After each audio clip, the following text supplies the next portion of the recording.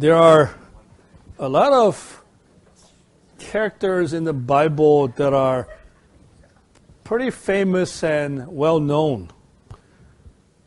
Characters like Abraham, Jacob, Joseph, David, obviously, Gideon, and so many other famous people that most of us are familiar with. And even in the New Testament, you have the apostles and you have the disciples. I'm sure there are a lot of things that they have in common, but for purposes of today, I want to explain to you that one thing that they had common was that they were not in control. In fact, all of their lives were pretty chaotic. For instance, Joseph is a good example. Joseph had his dreams, and God planted in his heart a destiny that he was going to be a leader, some type of leader, so that his brothers, older brothers, will come bow before him. And that destiny was planned by God and was planted in his heart and in his life, but he was not in control. So that for 13 long years, 13 years is a long time to be trained. For 13 long years, he was falsely accused. He was enslaved, sold by his brothers. They wanted to kill him first, but then they said, "Okay, we'll just sell him as a slave." And then he was put in prison for something that he didn't do, falsely accused and put in prison, and he languished in prison for 2 years and all of these things. So even though he had that destiny, like King David, he had destiny. God said a long time ago that David was going to be the ruler of his nation, yet all of these characters, all of these very important personalities in the Bible, they were not in control of their situation or circumstances. And things happened to them that were unexpected. Things happened to them that were very, very difficult and painful. I'm sure there were many, many sleepless nights when they sat around or they were wondering to themselves, what is going on? Why is God doing this to me? I'm destined for something else, but here I am languishing. Here I am in pain. Here I am in unimaginably difficult situations and circumstances surrounding me. And I think it's pretty fair to say that all of them went through that. David went through that, where he was being chased. King Saul was trying to kill David. And even after he became a king, his son tried to kill him. And he had to flee and run away. All kinds of unexpected things, maybe even from human perspective, unexplainable things that happened to them. I think one of the reasons that we see this pattern in the Bible and in the lives of these people is to teach us that we are not in control. You and I are not in control of our lives. You may, when you were younger, or even now, you may have had dreams, or you have dreams of now goals and purposes, certain things that you want to accomplish, certain place that you want to get to, but you realize sooner rather than later that you are not in control. Things happen along the way. Many things, huge things happen in our lives for us to also be reminded that we are not in control. We are not. Some of us have already experienced tremendous difficulties and pains through sickness, through accidents, through death. How do we explain these things? So the pattern of life. In fact, I could even put it this way. Guarantee of life, at least on this earth, in this world, is the certainty that you are not in control. In Mark, these last couple of chapters, we've been reading about Jesus, obviously. First part of Mark, you have Jesus doing his earthly ministry and teaching tremendous things to people and healings and performing miracles. And he was clearly manifesting himself as the Son of God, the very Messiah that Israel had been waiting for, the very Messiah that all of us believe in. But then these last couple of chapters, it's as if Jesus' life was turned upside down. That now he's being accused. People are pointing their fingers at him. Pharisees and chief priests, they're scheming to arrest him so that they could kill him. He's falsely accused.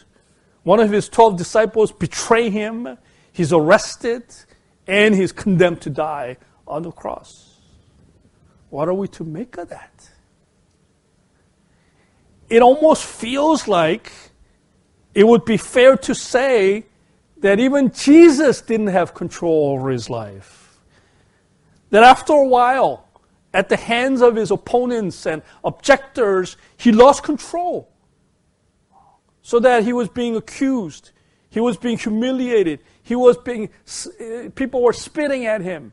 And he was arrested. And tomorrow we're going to be reading about crucifixion. He's going to die a criminal's death. And many people, especially people in the world, may say, yeah, Jesus lost his control. He may have been destined to be the Lord. He may have been destined to be the King of Israel, but not anymore. It took a 180-degree turn, and it's easy, looking at the situation, to assess even Jesus' life that way. And many people, all of his opponents, were saying exactly that. Even his disciples, what did they do when Jesus was arrested? They didn't stand by him. They didn't say, Jesus, I will stand with you. I know you're falsely accused. You don't deserve this. You are the King of Kings, Lord of Lords. We will stand with you. That would have been one thing, but they all fled. Why? Because they also believed out of fear that Jesus was no longer in control. That because of that, their own lives were at risk.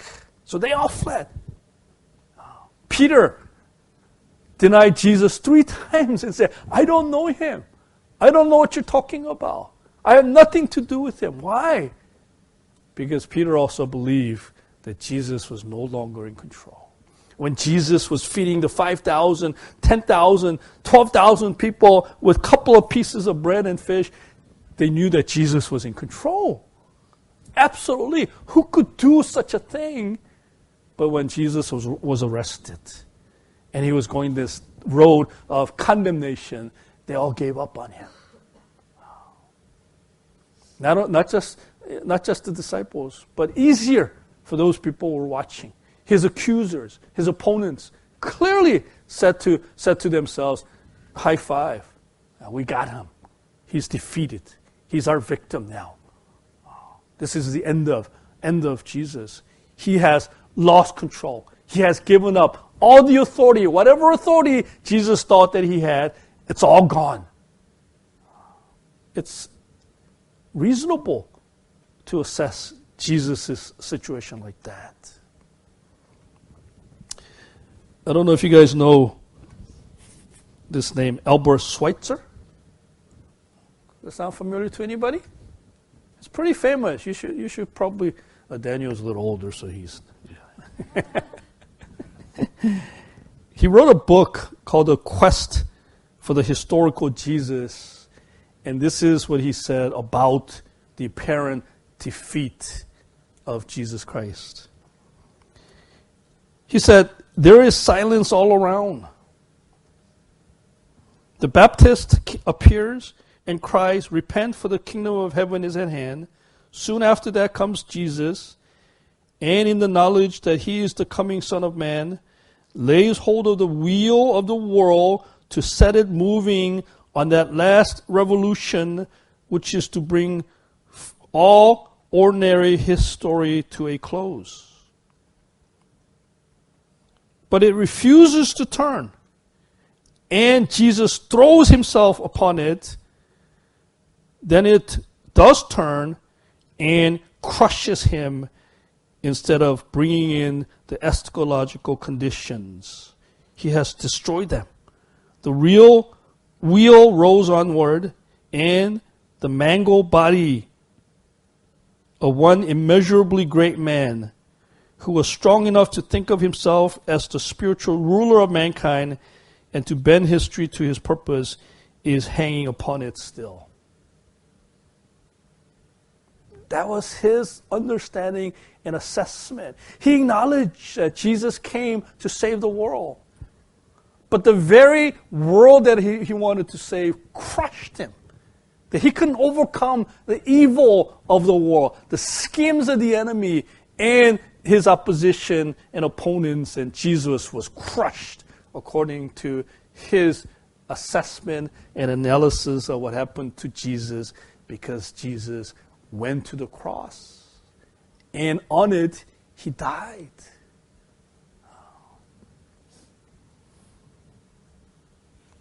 Often doubts creep into our minds too, especially when troubles come our way, when difficulties come, when sickness comes, when failure comes. We also doubt. But in a very subtle way, even to the very end, Jesus reminds us that he's in control. Let's turn to chapter 14 of Mark.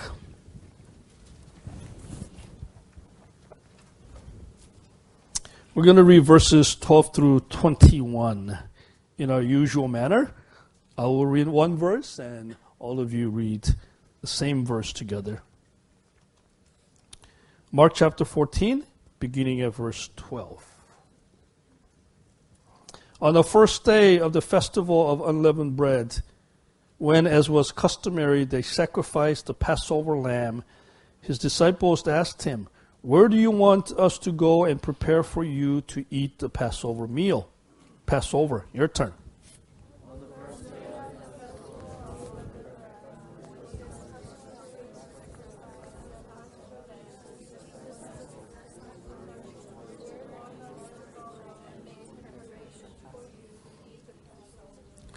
Verse 13, and he sent two of his disciples, saying to them, "Go into the city, and a man carrying a jar of water will meet you. Follow him."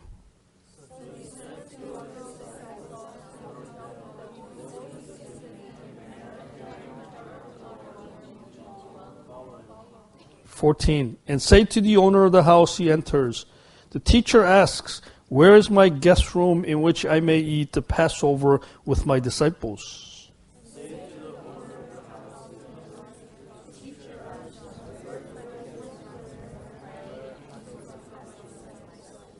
Verse 15, "He will show you a large upstairs room, furnished and ready, with carpets and dining couches. Prepare the supper for us there."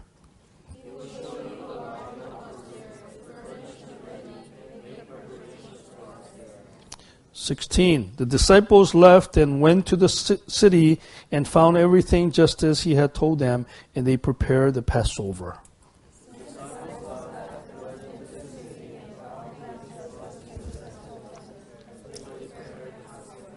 "17, when it was evening, he came with the 12 disciples.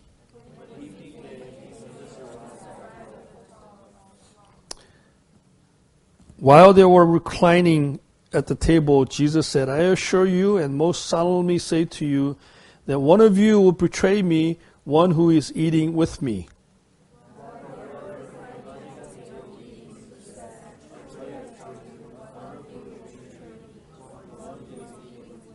They began to be grieved and deeply distressed and say to him one by one, "Surely not I."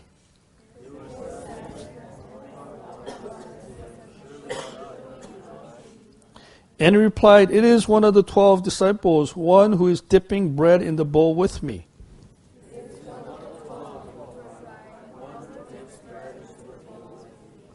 Verse 21, for the Son of Man goes to the cross just as it is written of him. But woe to that man by whom the Son of Man is betrayed.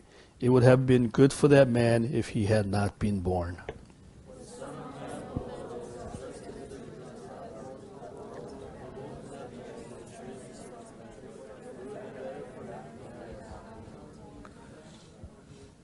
This whole situation or scene is very serious. We're talking Jesus being accused and being betrayed by one of his disciples. But Mark deliberately has this pretty substantial description about the preparation of Passover. Obviously, for the Jewish people, Passover is even today is very, very important. And so the focus is on Passover, but Mark takes us on a detour and he says all these things. Disciples came and asked, where do you want us to go and prepare? And then Jesus sends two of the disciples. He says, go into the city, and then specifically says, you will find a man carrying a jar of water who will meet you. Following him to the house and say to the owner of the house, this is where the master wants to come and have Passover meal. And he found, and the room will be prepared with everything that is necessary. Go there and prepare the Passover meal. Why? Why does Mark do this? And then in verse 16, Mark says the disciples left and went to the city and found everything just as he had told them, and they prepared the Passover. I think the reason why Mark went through the process of describing this is to communicate to us that even though this was a very, very significant and difficult time for Jesus and for the disciples, that Jesus was still in control of all these details. Jesus knows what's going on. He knows everything. He knows how they're going to accuse him. He knows what's going to happen when he goes to Pilate. He knows that he's going to go to the cross, and he knows that it's going to be very painful. He knows that everybody's going to desert him. He knows that Peter is going to deny him 3 times. All of that is on him. He's thinking about it. And as I share, I believe on Friday Bible study, Mark goes through a very detailed explanation and description of the agony and the distress that Jesus was going through. It's like one of us may be facing the most difficult challenge in our lives. And then Jesus still takes the time to say, go here, go there, this is what's going to happen. You're going to meet a man. He's going to be carrying a jar of water. He's going to take you to a room upstairs. And when you go to that upstairs, you're going to meet the owner. And this is what you tell to the owner. You know, if I were him, if I were under stress, I would say to the just take care of it. You guys figure it out. I'm going through all of these things. I'm going to die for humanity, and you want to bother me with details about what we're going to eat, where we're going to eat? Come on, you guys. That would have been my reaction. That would have been the logical reaction. But Jesus goes through one by one, step by step, detail of what they're supposed to do. And I think for the purpose of communicating to us and teaching us that He is still in control. In fact, everything happened exactly the way Jesus said it would happen. What else are we to make of this? That Jesus was such a OCB that he had to take everything under his control. You know, we see that also in the triumphal entry of Jesus, that this is not just an isolated incident. If you go to chapter 11 of Mark, Jesus does the same thing. It says, when they were nearing Jerusalem at Bethphage and Bethany near the Mount of Olives, Jesus sent two of his disciples. And again, gave a very detailed instruction as to what they were supposed to do and what they were going to find. Why? Because Jesus is in control. He's in control of the situation. Even in that time where he should have been thinking about more important things, that he should have been thinking more about himself, that he should be thinking more about the destiny, he took it upon himself to control the situation.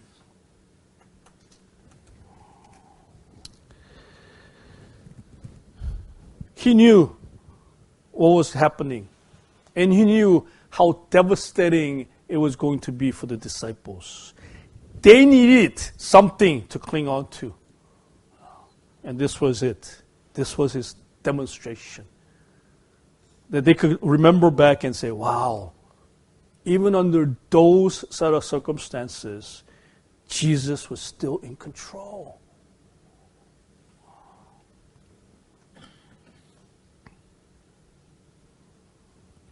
Many years ago, a person by the name of Frederick Logan was fleeing from his enemies during a war.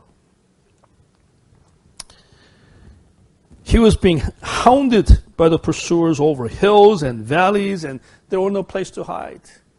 Eventually, almost giving up, he found a cave, a dark cave, and he hid himself in the cave. And sooner rather than later, he heard the footsteps of his enemies coming into the cave. And he had no other conclusion except to say, I'm dead now.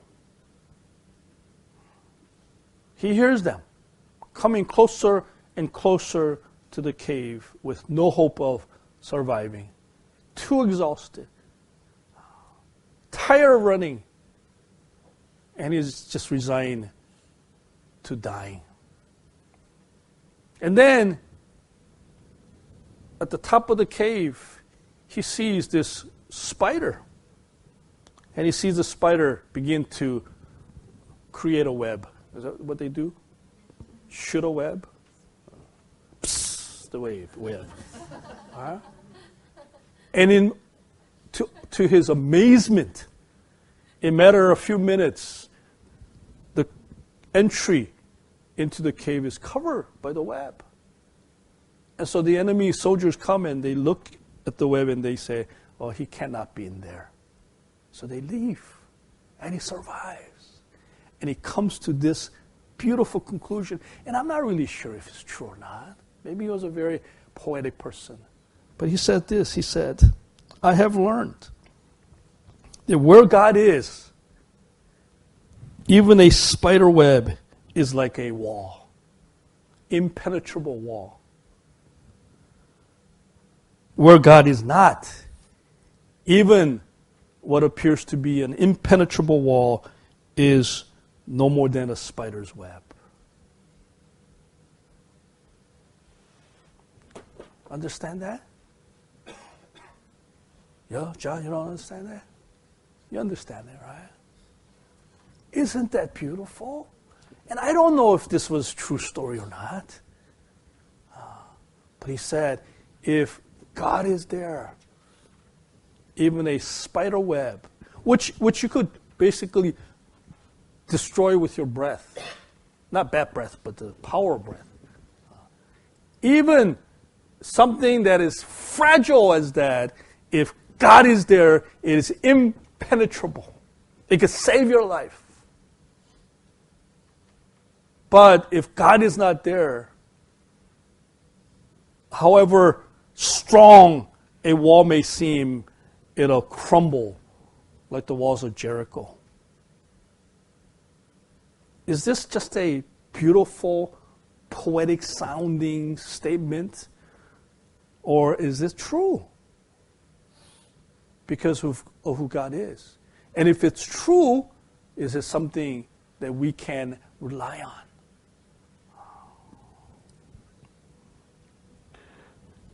Where is God in relationship? Or where is God in your particular situation of life?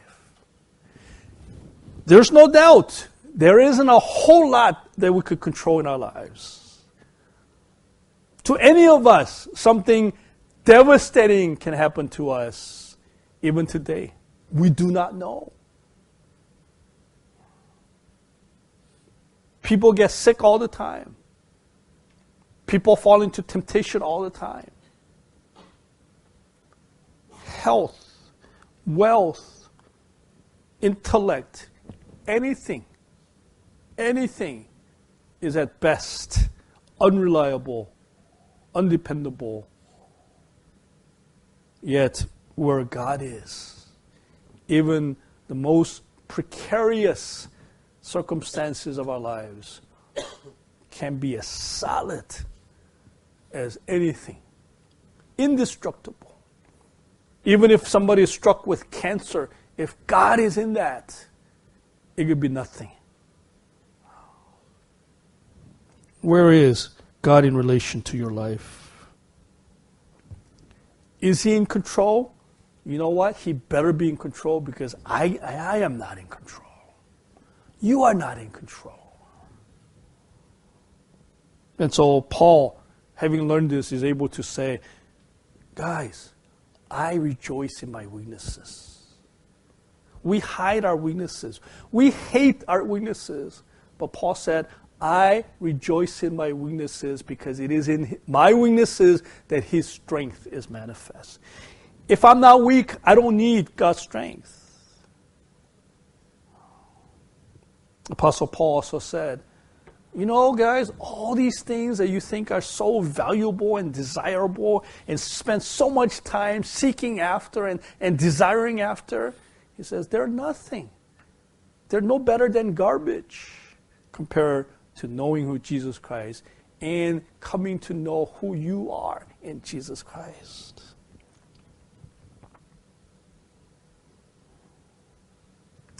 Where is God in your life? Is He just a nice insurance policy, or is He in control of your life? Have you submitted control over your life to Him? If not, we must. It's not an option.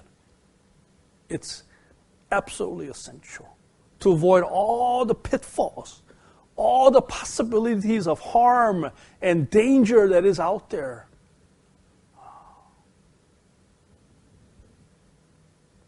And also to help those people around us, our family members, our brothers and sisters, our friends who have no control over their situations.